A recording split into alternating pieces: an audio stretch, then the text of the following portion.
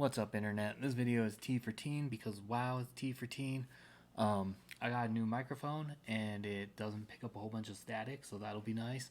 But I'm a little worried based on the checks I've done that it's still going to be really quiet when I upload it. It looks good and it sounds good on my end, but so did the last video I uploaded. So hopefully it works out. Anyways, today's video is a Druid tanking guide video for beginners. Druids are great, especially as tanks, because that way you can always find a group, and also they can do everything. So they can be hybrid specs where they can heal and tank, or they can DPS and tank, and that way you can fill multiple roles.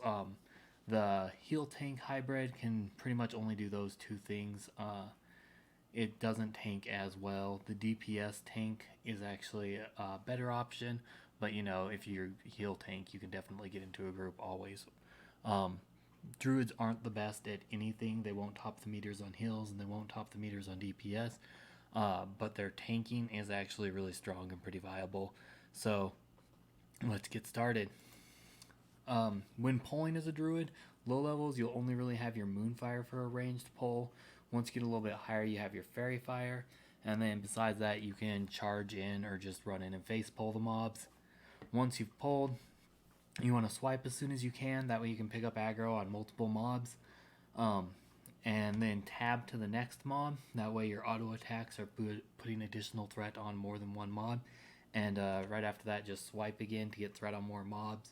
And if there's 4 mobs, by tabbing through the targets you will get threat on that extra mob instead of just hitting the same 3 each time. After that, tab target, swipe, tab, swipe, tab, swipe, tab, swipe. Let's see what else we got. Didn't work quite the way I wanted it. Alright, so you pretty much get the idea. Tab and swipe a lot. That's not actually the entirety of what you'll do as a druid. Maul is really good for threat, especially if you get a crit with Maul. At low levels, the tabbing and swiping works great. It also works great at high levels. But sometimes, just so you can get to your high threat quick, throw out a swipe to get threat on everything, then try to maul a target and then move on. Use a threat meter, that way you can see what your threat is. Once you get to a point where people don't usually pull off at you, just leave that target alone and switch to the other one and maul it, and then throwing out a few more swipes, you're still going to be building threat. Like I said, druids are really good. As far as talents goes, you'll pick up this talent right away. Well, this is the talents you'll pick up in the resto tree right away. I always go with the feral tree first. If you're having a hard time with rage and having a hard time getting initial threat, you might want to go with this to start with. And then the enrage gives you 10 extra one, is also a really good one. These are the 2 talents you want to pick up in the resto tree, even if you aren't going to do a healing hybrid. Then in the balance tree, you'll also want to pick up some talents. The first talents don't really matter. This one increases your physical damage by 10%. That's great. Omen of Clarity, whenever it procs, you get a free attack, so a free swipe or a free maul. Or if you're a cat, free their abilities. It's pretty handy. Or if you're a caster and you're doing melee attacks for some reason, it'll give you a free caster ability. But as far as talents you want outside of the feral tree, the Omen of Clarity and these 2 are pretty much it. You don't have to pick these up, but they're good. And this one up top, when you're power shifting, if you're doing any kitty DPS, is really helpful. As far as the feral tree goes, the ferocity reduces the rage cost of swipe and maul, and it also reduces some kitty abilities. But swipe and maul are the ones we're worried about, because of rage is always a problem when you're tanking. Not really. Once you get to higher levels and you're taking a lot of damage, it becomes less of an issue. But to start out with, it's definitely an issue. Down here, we've got Thick Hide, which will increase your armor by 2%, a total of 10% for all 5 talents. But this increases your armor based on the armor stats of the gear you're wearing, but it doesn't multiply with your bear form ability. So at 40 plus when you're dire bear, it doesn't get the 360% bonus. It's like armor kits. It gives you a flat increase, and that's that. So it's basically like 5 talent points for maybe 1% mitigation. It's not really very useful. I never get this. I've seen it recommended for like the hardcore pure tank build, but I just never get it period because I figure you can put points into better stuff. Over here though is 3% increased threat for feral instinct. It also gives you some extra cat stuff, like makes you harder to detect when prowling, but we're worried about the threat. 15% extra threat's nice. Feral charge lets you charge enemies. It's great, and you can use it during combat, unlike the warrior charge. So it works kind of like it's more like intercept for warriors. It works all the time, but it has a rage cost instead of generating rage. Sharpened Claws is the next one you want to get. Increases your chance to crit when you're a cat or bear by 6%. And then you have an extra point you can dump somewhere. I actually dump it into Feral Swiftness because I like having the increased mobility when I'm questing and leveling up. You can also dump it in and get some increased stun duration. It's pretty marginal though. Or you could put it in Thick Hide if you really felt like it. Once you get down to the next tree, you want to get the Primal Fury. This gives you a 100% chance, once you put the 2 points into it, to gain 5 rage every time you get a critical, whether it's auto attack or ability. And since Swipe hits 3 targets, you can get 3 crits, which gives you 15 rage, which covers the full cost of Swipe, making it a free ability. So obviously you want that. Next, you want to get your Predatory Strike. It increases your attack power in cat and bear form by 150% of your level, so like 90 attack power at level 60. It's not amazing, but you really want to get the Heart of the Wild, which is, below it. You're required to max this out first. Then you get Fairy Fire. That's only used for all your ranged pulls. It's a great ability. It's free and it adds threat. So like when you don't have any rage and you're tabbing through your targets, just throw another Fairy Fire. It's got a short cooldown, but just throw it out whenever you can. It's not high threat, so it's not going to be amazing for generating threat, but it's a lot better than nothing. Anytime you're short on rage, it's good to use, but if you can use a Swipe or a Maul instead, they're going to be better. Not always Swipe, but Swipe will hit multiple targets. If you're on single target, this will actually be slightly better than Swipe at the lower levels. I'm pretty sure. The over here is increase the damage of Maul and Swipe. That's great. Also cat abilities. And then you're left with some points to add somewhere. Again, this is great for if you want to be faster while you're questing and running around. But at this point, you'll also have your travel form, so it's not super important. You can also throw it into the Blood Frenzy, which gives you extra combo points on crits, or reducing the cost to shred if you're planning on doing kitty DPS as well. And you still have one more, so we'll just throw it up in here. And then you've got your Heart of the Wild, which increases with 5 points, increases your intellect by 20% when you're in caster form, or I think just all the time. While in dire bear or bear form, it increases your stamina by 20%, and while you're in cat form, it increases your strength by 20%. You get 2 attack power per strength, so it's pretty handy. This is as far as you'll go if you're going with the healing hybrid. I'm not really going to discuss that, but you'll end up missing out on Leader of the Pack with the healing hybrid. You can still do a healing hybrid with Leader of the Pack. It's just not as strong. But Leader of the Pack is super good. It gives 3 extra crit to all party members. So it gives you the extra crit to get your extra rage, and it gives everyone in your party 3 extra crit, which everyone enjoys. It's only for melee, though. The caster one is from the Boomkins. So yeah, it only benefits the melee players. At this point, you'll notice if you get your talents that I talked about in the other tree, you have 2 points left. I throw them into Thorns for the sake of reflecting more damage. If you want to do more of a kitty DPS hybrid, you can throw them into some of the kitty abilities, obviously. Speaking of Thorns, though, Thorns at low levels, it's really important to every now and then break form and reapply them and get in the habit of reapplying them so that they're up all the time. Because when you get to the higher levels and you have your Omen of Clarity also, your Omen of Clarity and Thorns are both on a 10-minute cooldown, and you really want both of them up because a free ability every now and then is super handy. Rage is always an issue, whether you're a druid or a warrior. Alright, other than that,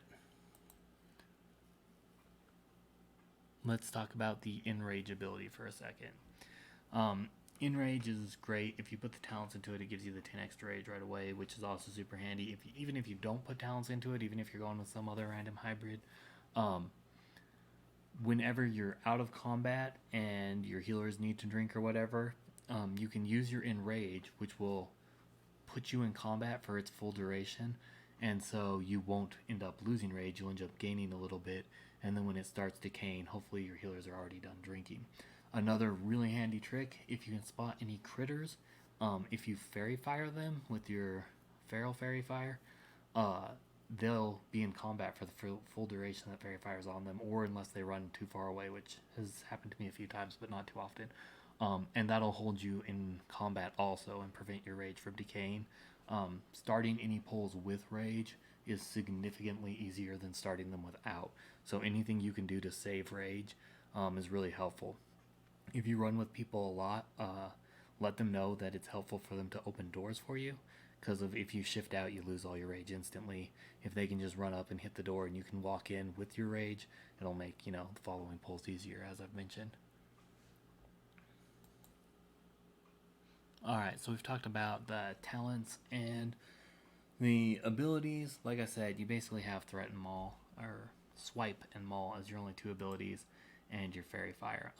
It's really a good idea to add start attack macros for these abilities. It's just slash start attack and then slash cast Maul slash cast threat, or swipe, whichever one you're using. I'll put some macros in the description like I do with other stuff. Macros are super handy. The start attack abilities, like if your target dies, you'll stop auto attacking. If you're out of rage and you're spamming your buttons, they won't start again. And so you just won't be attacking and you won't get any more rage. With the start attack, it'll automatically grab a new target and start attacking it. Pretty much self-explanatory, but it is very helpful when you're running, because that way you start generating rage again and you start using your abilities so your threat's not getting lost. As far as gear goes, at lower levels, you'll mostly focus on agility and stamina. Strength gives you 2 attack power per strength, so it's better for increasing your attack. Swipe you rely on heavily until you get to in-game or bosses. And swipe doesn't scale with your attack power, but it does crit, which crits are super nice because they give you more rage and they increase how much damage you're doing, so they increase how much threat you're getting. As far as what I wear kind of a combination of mitigation and threaded gear most of the time. I really like the extra crit and the extra hit because of bears attack slow. They got a 2.5 second attack speed. So when you miss with something and you're like, great, now I have to I just used my rage on that attack. I have to wait for an auto attack before I can hit with another ability. It's a lot of time when your DPS is already going crazy. So having more hit and crit is super helpful during dungeons. If you're going into raiding and stuff, you'll definitely want to switch to better mitigation. But you can also use crowd pummelers, which is why I'm sitting here in Nomaragan. I'm going to show you how to get those at the end of the video. Crowd pummelers are great for threat or kitty DPS. And then, since they're weapons, if you're in a raid, you can get some quick threat with crowd pummeler and then swap over to your warden staff for your mitigation sake.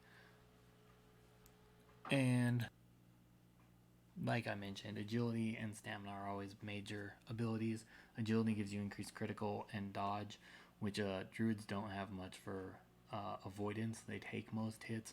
They mostly rely on their high armor value and their high health pool. The Heart of the Wild's going to give you that extra stamina boost, so make sure you stack as much stamina as you can, and as much armor as you can, because it multiplies with bear form. This doesn't include, like I mentioned earlier, any armor kits. They give you a little extra armor, but they don't actually multiply out for you. Like I mentioned, if you're going into raids or, raids as either kitty or tank, you want to grab a few crowd pummelers. They increase your threat by a ton because they increase your attack speed by 50%. So you get more auto attacks, you build more rage, you can use more abilities, plus your Maul is based on your auto attack speed. So if you've got rage from taking damage, you can just spam out Mauls and get your threat way up really fast, which is super helpful to everyone in the raid because that way they can DPS right away. If you're a kitty, like, your DPS is going to be lower than most people's, not most, but you're going to be kind of mid-range most of the time because of, you can't just get better weapons to do higher damage. Your damage isn't based on your weapon damage, it's based on the fact that you're a cat. So druids scale better while leveling because they don't have to worry about getting new weapons right away. But once they're max level, they actually don't scale as well as everyone else. So it's really important that you make sure to pick up some crowd pummelers so you can be competitive on your damage.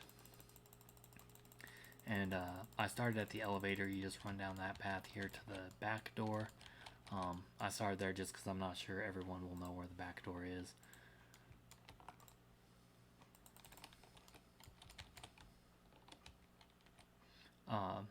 It's right here in the room. Like, this is the main center room. You just jump off and run to the one in the north that's got the path behind it. You can see on your little mini map here. Shift out of bear form because, like I said, you can't open doors in bear form. You only have to come out to here each time you want to reset it also, so it ends up being fairly quick to farm these. I'm a little slow when I go in because I don't like fighting the mobs, so I do more stealthing than is really necessary. But one of the things that I thought when I first came here is that I could just run through everything and kill it really quick. It turns out that that's not quite as easy as I was expecting. You can do it, but it's more of a struggle than I expected. I ended up having to use some potions and whatnot. Another thing, people always talk about the fact that one of Bear's shortfalls is that they can't use potions. You can use potions, and I'll put a macro for it in the description. You have to shift out of bear form, use a potion and a healthstone, and then shift back in. Potions and healthstones don't have any global cooldown, so you can do this all pretty much instantly.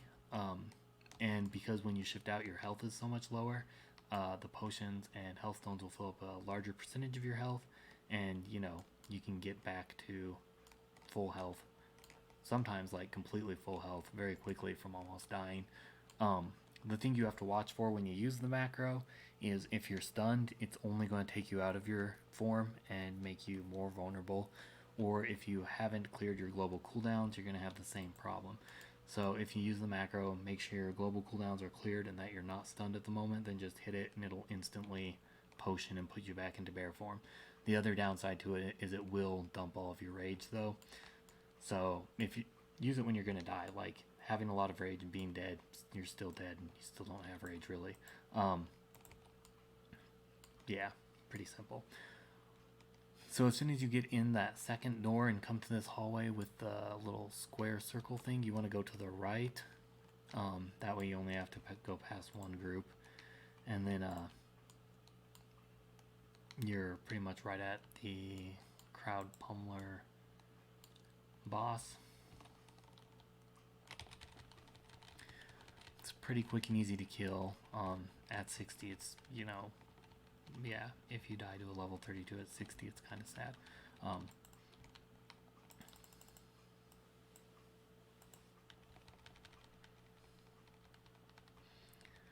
The drop rate is only 33%, which sometimes you get a bunch in a row, other times you don't, and it sucks, but these are what you're going to want if you're doing raids, because they do make the largest difference to your damage. And there one is. The reason you have to farm these is because they only have 3 charges. After 3 charges, they're no good to you anymore. You'll want to sell them.